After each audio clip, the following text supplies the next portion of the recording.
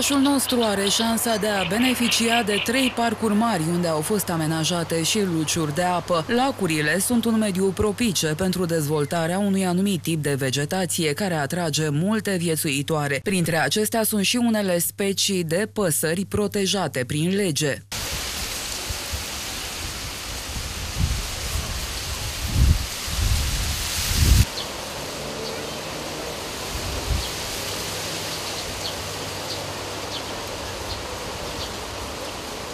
Unul dintre cetățenii Buzăului a reclamat la primărie faptul că prin tăierea stufului de pe lacuri se distruge habitatul acestor păsări care sunt în perioada de cuibărit. E perioada de mulțire a animalelor, a păsărilor și așa mai departe, e bine să nu le strici habitatul. Eu nu m-am ocupat de partea de administrație a parcurilor, niciodată în acești 8 ani de zile, nu știam exact cum funcționează, dar am răspuns pentru că serviciul de specialitate mi-a spus exact cum ar trebui să se facă treaba și e normal atunci când un cetățean are dreptate, cu atât mai mult e normal să-i dai dreptate.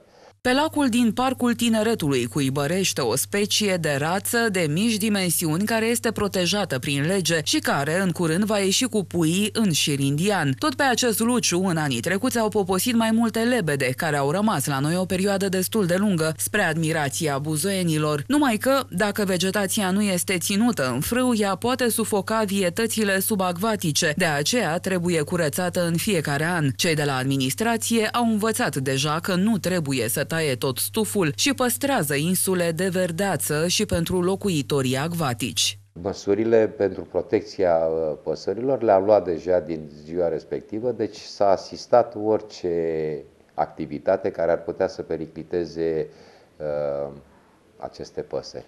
Cele 3 lacuri artificiale nu au statut de zonă protejată, dar cei care au grijă de ele încearcă pe cât posibil să nu le distrugă fauna și flora.